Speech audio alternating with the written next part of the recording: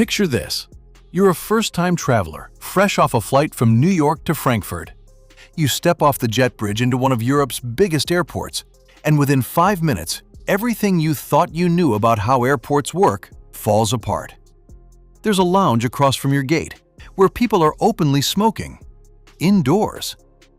The teenagers at the gate bar are sipping beers. The connecting flight you booked makes you walk what feels like 40 minutes through a maze of terminals to a bus that drives you to a plane parked in the middle of the tarmac. And nobody, anywhere, asks to see your ID. Now flip the scene. You're a European who just landed at JFK. You're confused by the strict shoes-off lane that's still operating at one checkpoint, the demand to show photo ID at every single touchpoint, the angry customs form they handed you on the plane, and the gate agent who threatened to hold up boarding because you didn't have a real ID on your driver's license. The truth is, EU airports and US airports operate by different rules entirely. Different security cultures, different passenger rights, different boarding norms, different attitudes towards smoking, drinking, ID checks, and what counts as a border. And first-time travelers crossing the Atlantic in either direction get hit with surprises that range from delightful to expensive. Here are the 12 differences between EU and US airport rules that shock first-time travelers in 2026. The ones that save you time, the ones that cost you money, and the ones that make you wonder how the other side has been doing it this way for decades. Difference 1. The shoes-off rule that ended in America but never existed in Europe. For nearly 20 years, the most universally hated ritual at American airports was the moment you reached the front of the security line, sat down on a bench, or balanced awkwardly on one foot, and pulled off your shoes. Sneakers, dress shoes, sandals, boots. Everyone, every time, no exceptions. In July 2025, the TSA finally ended the mandatory shoe removal policy after 19 years. American travelers can now keep their shoes on at security. Officers can still ask you to remove them for additional screening if something flags, but the default ritual is over. Most American travelers in 2026 are still adjusting to it. Some still take their shoes off out of habit before realizing they don't have to. Here's the shock for first-time travelers crossing into Europe. The shoes-off rule never existed in the EU. Not for 19 years, not ever. European airports built their security systems around CT scanners and modern metal detectors that don't require footwear removal. The entire continent has been watching Americans hop around taking off shoes for 2 decades, wondering why anyone agreed to it. The reverse shock hits first-time European travelers landing in America. They reach the front of the line at JFK or LAX, and even though the formal rule has ended, the muscle memory of the country hasn't fully caught up. Some lanes still occasionally enforce removal. Some officers ask anyway. The cultural awkwardness around feet at airports just isn't a thing in Europe. In 2026, the shoes-on revolution has finally synced up across the Atlantic. But the way it played out in each country is its own minor culture shock. Difference 2. The chaos of the 100 milliliter liquid rule. Both the US and the EU implemented the same liquids restriction in 2006 after a foiled terror plot using liquid explosives. For nearly 2 decades, both sides enforced it the same way. Containers under 3.4 ounces, or 100 milliliters, all packed into a single quart-sized bag. Then they started moving in different directions, and now it's pure chaos. The US still enforces 311 nearly universally in 2026. Even though over 90% of major American hubs have installed the new CT scanners that can detect explosives in larger volumes of liquid, the policy hasn't changed. You can leave your liquids bag inside your carry-on at most major US airports now, but the size limit is still 3.4 ounces per container.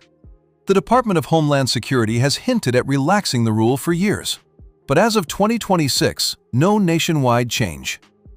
The EU has gone the opposite direction, but unevenly. Some airports have completely scrapped the 100 milliliter rule and now allow up to 2 liters per container. Rome Fiumicino, Milan Linate, Bologna, Dublin, and several UK airports including Heathrow, Gatwick, Birmingham, and Edinburgh now permit full-size shampoo bottles, full water bottles, even full bottles of wine in your carry-on. Other major hubs like Frankfurt, Munich, and Berlin have CT scanners installed only on some lanes, meaning you might pass through a 2-liter lane on the way out and a 100-milliliter lane on the way back. Here's the part that catches first-time travelers. The rules can differ between terminals at the same airport, between flights at the same terminal, between the security lane you happen to walk up to and the one next to it. Travelers who pack a full-size water bottle in Rome get it confiscated when they connect through Madrid. The patchwork is brutal. The fix is to default to 100 milliliters until you confirm your specific airport and lane allow more. The EU's new rules are great when they apply, but assuming they apply everywhere is the fastest way to lose your toothpaste. Difference 3. The moment your border vanishes. Imagine you're flying from Paris to Amsterdam to Berlin to Vienna in one trip. 4 cities, 4 countries. Sounds like 4 passport checks, right? Wrong. After your initial arrival in Europe, you don't see another passport officer for the entire trip. This is the Schengen area, and it's one of the biggest shocks for first-time American travelers in Europe. 29 European countries have eliminated internal borders for travelers. Once you've cleared customs at your first European airport, you can fly between Schengen countries the way Americans fly domestically. No passport stamp, no customs declaration, no "Welcome to Germany" officer waiting at the gate. You walk off your plane in Berlin like you walked off a flight from Chicago to Atlanta. The reverse shock for Europeans flying to America is just as severe. They land at JFK or O'Hare and discover that even after clearing customs at their first U.S. stop, every domestic flight after that requires showing photo ID, going through security again if they leave the secure area, and dealing with a TSA culture that treats every flight as a potential threat scenario. Here's where Americans get tripped up. They assume Schengen means no rules at all between countries. It doesn't. Each country still has its own laws, its own customs requirements for goods, its own currency in some cases. Switzerland uses Swiss francs. Hungary uses forints. The countries inside Schengen still operate independently. The only thing that's vanished is the passport check. And here's the part that confuses American travelers most. The Schengen rule means your 90 days in Europe count across the entire zone, not per country. Spend 30 days in France, you've burned 30 of your 90 days for the entire continent. Most Americans don't realize this until they've already overstayed. In 2026, with the new EES system tracking entries and exits digitally, the math is enforced automatically. The vanishing border is real, but the clock keeps ticking the whole time you're inside it. Difference 4. The ID check culture gap. American travelers fly through their own airports with their driver's license practically in their hand. Show ID at the check-in desk. Show ID at security. Show ID at the gate agent before boarding. ID, ID, ID. It's a constant, low-grade ritual that most Americans don't even think about anymore. Then they fly through Europe and discover that nobody asks. In most EU airports, especially for flights between Schengen countries, you don't need to show ID at security. You scan your boarding pass to enter the secure area, and that's it. The officer might glance at you, but they don't ask for documents. Some airports don't even have ID checkpoints between security and the gate. You walk on, you board the plane, you fly to the next country. The reasoning is structural. Within Schengen, internal flights are treated like domestic transportation. The boarding pass is enough. Security focuses on what's in your bag, not whether you are who your ticket says you are. For travelers used to the American identity verification ritual, the freedom feels almost suspicious. Wait, that's it? You're not going to ask? The reverse shock for Europeans flying domestic in America is the constant repetitive ID demand. The TSA officer wants to see your photo ID. The gate agent wants to see it again. If you check a bag, the bag drop wants to see it. Some airlines now scan it 3 or 4 separate times. To Americans, this is normal. To Europeans, it feels like being treated as a suspect at every step of a routine trip. Neither approach is right or wrong. They're built on different security philosophies. America's emphasizes verifying identity. Europe's emphasizes screening contents. First-time travelers in either direction notice the gap immediately. Difference 5. The bombshell that costs airlines billions. EU 261. If your flight gets delayed in the United States, here's what you're entitled to. A refund of your ticket if the airline cancels the flight or substantially changes your itinerary. Maybe meal vouchers if the delay drags on. Maybe a hotel if the disruption stretches overnight. Maybe nothing at all if you're stuck on the tarmac for 6 hours and they finally take off. That's it. No cash compensation, no legal entitlement to a check from the airline for your wasted time. The Department of Transportation strengthened refund rules in 2024, but U.S. law still does not require airlines to pay you anything beyond the cost of the ticket. Now fly the same route inside Europe. Under EU Regulation 261, if your flight is delayed by 3 or more hours and the delay is the airline's fault, you are entitled by law to between 250 and 600 euros in cash compensation per passenger, regardless of the ticket price. A budget traveler who paid 29 euros for a Ryanair ticket gets the exact same 250 to 600 euros as a business class flyer on the same flight. The amount depends on the flight distance, not what you paid. Here's the part that shocks American travelers. EU 261 applies to any flight departing from an EU airport, regardless of the airline. A Delta flight from Paris to New York is covered. An American Airlines flight from Madrid to Miami is covered. If you're flying out of Europe and your flight gets delayed 3 hours or more for an airline-caused reason, you can file a claim and collect. Most Americans don't even know this. They land in the US after a delayed flight and shrug. Meanwhile, European passengers on the same plane are filing claims that night. Airlines have paid hundreds of millions in EU 261 compensation over the past 20 years. The fix for American travelers is simple. After any disrupted flight departing from Europe, file a claim. The airline will not volunteer the information. There are services that handle claims for a percentage, but you can also file directly with the airline using a short, factual email citing the regulation. The cash arrives weeks later. In 2026, the gap between EU and US passenger rights is the single biggest financial difference between the two systems. American travelers who know the rules walk away with money, the rest leave on the table. If breakdowns of travel rules and rights like this are your thing, hit subscribe. We do this every week. The stuff airlines, governments, and tourism boards quietly hope you never figure out. Difference 6. The smoking lounges that don't exist in America. Walk through any major American airport and you'll find every form of public space rigorously smoke-free. No smoking inside. No smoking at the gates. No smoking in restaurants or bars. To smoke a cigarette in the United States, you have to leave the secure area entirely, exit the airport, walk to a designated outdoor zone, and then come back through security from scratch. In Europe, this is not the situation.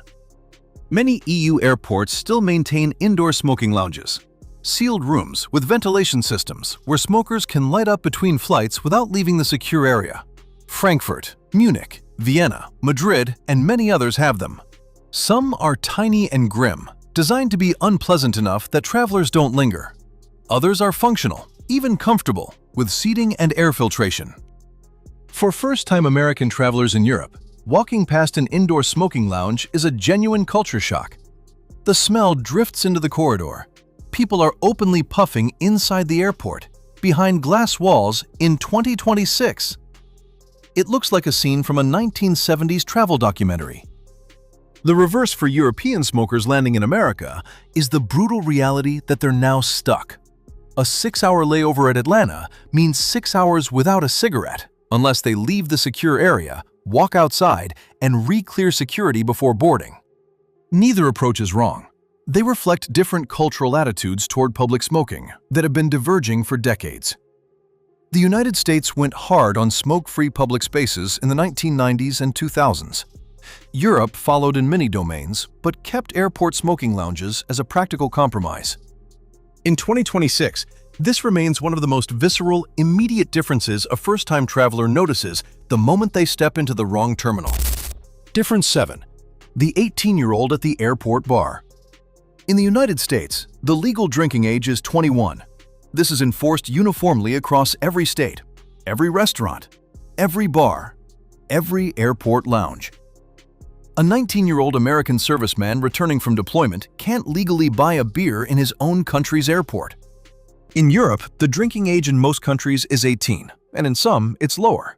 Germany allows beer and wine consumption at 16. Most EU countries set the minimum at 18, with strict enforcement around hard liquor and almost none around beer and wine. For a first-time American traveler arriving in Europe at 18 or 19, the airport bar in Frankfurt or Amsterdam is suddenly accessible. They can order a beer with their layover meal. They can buy wine at duty-free without anyone questioning them. The freedom is jarring, especially for travelers used to having their IDs scrutinized at every American airport bar. The reverse shock for European 18 to 20-year-olds flying to the United States is the sudden lockout. They're legal adults at home, can vote, can get married, can serve in the military, but they can't buy a glass of wine with dinner during their layover in Chicago. American TSA agents and airport bar staff don't care that someone is legal in their home country. The U.S. drinking age applies to everyone in the country, regardless of nationality. This catches young European travelers off guard at the airport more than anywhere else, because most assume international airports operate by some kind of universal traveler rules. They don't. The local laws apply.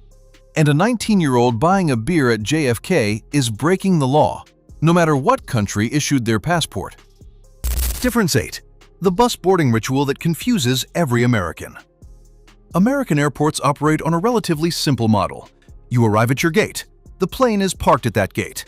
A jet bridge connects the gate to the plane. You walk down it, you board, you fly. Almost every flight at almost every major U.S. airport works this way. European airports are different. A huge percentage of EU flights, especially budget carriers and regional flights, board via what's called a remote stand. The plane isn't parked at a gate. It's parked somewhere on the tarmac, maybe 200 yards or more from the terminal. To get to it, you scan your boarding pass at the gate, walk down a flight of stairs, and board a bus. The bus drives you across the active tarmac to wherever the plane is parked. You get out, climb a set of mobile stairs, and board the plane outdoors, often in the rain, the cold, or the heat. For first-time American travelers, this is genuinely disorienting. The first time you scan your boarding pass and realize you're walking onto a bus instead of into a jet bridge, you wonder if you made a mistake. The bus rides can take 10 to 15 minutes. The boarding process feels chaotic by American standards. The reasoning is economic. Remote stands are cheaper for airlines than gate space. Budget carriers like Ryanair and Wizz Air rely heavily on them. Some airports use them simply because they have more flights than gates. It's not a sign that something's gone wrong. It's normal European aviation. The reverse shock for Europeans landing at American airports is the realization that almost every flight has a dedicated jet bridge. The infrastructure is luxurious by EU budget flight standards. American travelers take it completely for granted. In 2026, if you board an EU flight and find yourself walking downstairs onto a bus, relax. You're not lost. You're just doing it the European way. Difference 9. The Real ID checkpoint and the $45 fee that didn't exist before.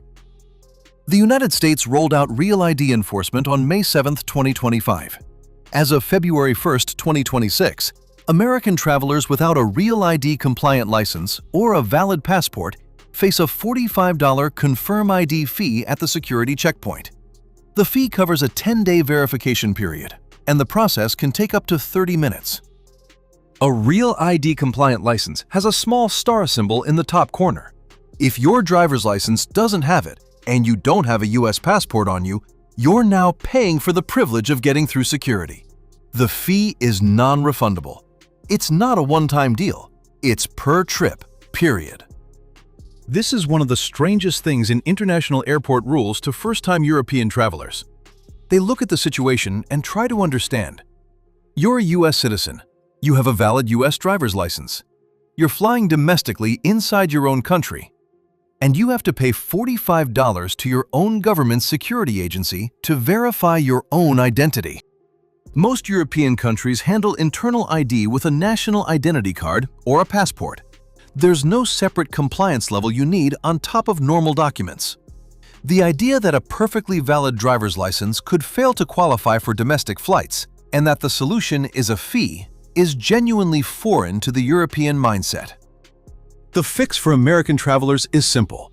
Get a Real ID-compliant license at your DMV or carry your U.S. passport for domestic flights.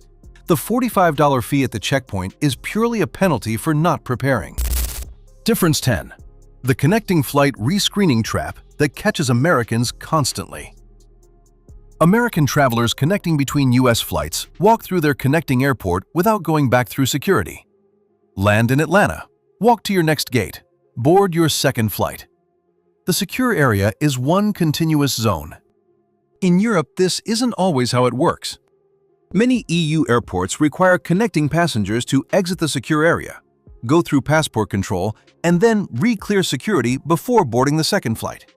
This happens especially on connections between Schengen and non-Schengen flights, or between EU and international flights, or sometimes just because of how the terminal is laid out.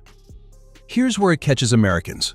They assume their tight 60-minute connection is plenty of time, the way it would be in the US.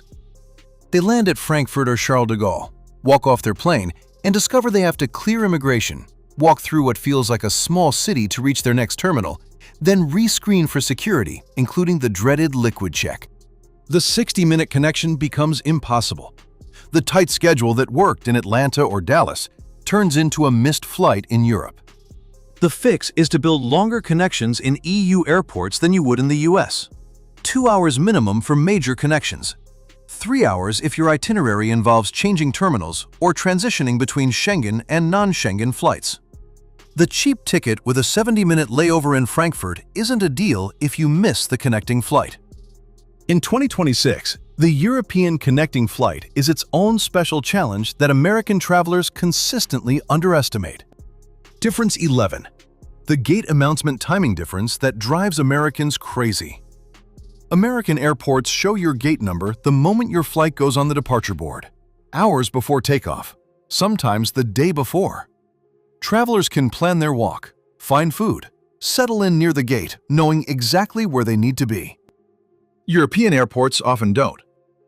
At many major EU hubs, especially London Heathrow, Munich, and Madrid, the gate number isn't announced until 30 to 45 minutes before departure.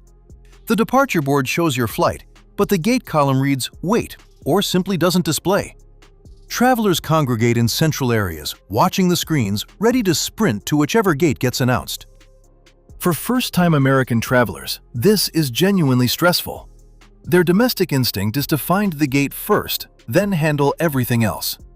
In Europe, they have to stay flexible, sometimes for an hour or more, before they even know which direction to walk. The reasoning is operational efficiency. EU airports often manage gates dynamically based on aircraft movements, weather, and other variables. Announcing gates late lets them optimize. American airports lock in gate assignments much earlier, even at the cost of flexibility. The fix for first-time travelers is patience. Find a central seating area near the departure boards. Eat your meal there. Charge your phone. Don't rush to a gate that hasn't been announced. When the screen finally updates, then you walk.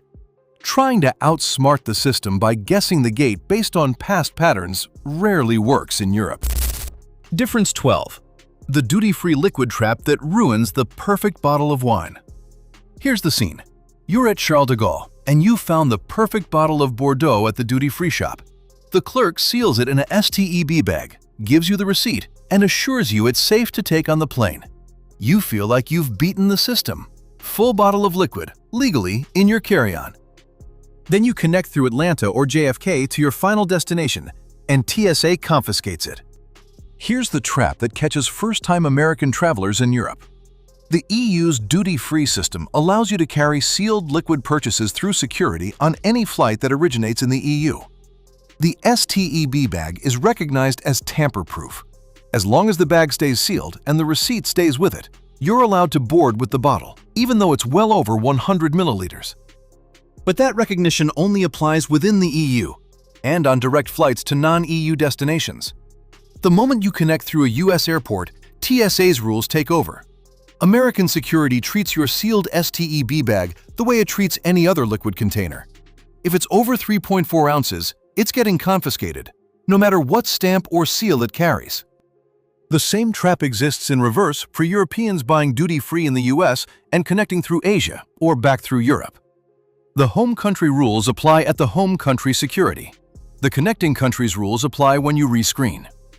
The fix is to buy duty-free liquids only on direct flights to your final destination, or to buy them at the very last airport you'll go through security at before reaching home. The cheap bottle of whiskey from Edinburgh isn't a deal if you have to throw it away in Boston. In 2026, duty-free liquids are still one of the most misunderstood rules in international travel. And first-time travelers learn the hard way that not all sealed bags are equal. So now you know 12 differences between EU and US airport rules that catch first-time travelers off guard in 2026. The shoes-on shift, the liquid chaos, the vanishing borders, the ID check gap, the compensation bombshell, the smoking lounges, the drinking age difference, the bus boarding ritual, the real ID fee, the connection rescreening trap, the gate announcement delay, and the duty-free liquid surprise. Each one is small on its own. Together, they represent two completely different philosophies of how airports should work. America emphasizes identity, uniformity, and continuous security. Europe emphasizes mobility, dynamic management, and consumer rights. Travelers who understand both sides walk through either system smoothly. The ones who assume their home rules apply abroad get caught by surprises that range from minor frustrations to lost flights and lost cash. Before your next transatlantic trip, take a few minutes to learn the rules of the system you're entering. Pack your liquids to the strictest standard. Build longer layovers in European hubs. File EU 261 claims when you're entitled to them. Get a real ID before your next domestic American flight. And buy your duty-free wine at the last airport, not the first. The travelers who win in 2026 aren't the ones who fly the most. They're the ones who understand exactly which set of rules applies at each stop along the way.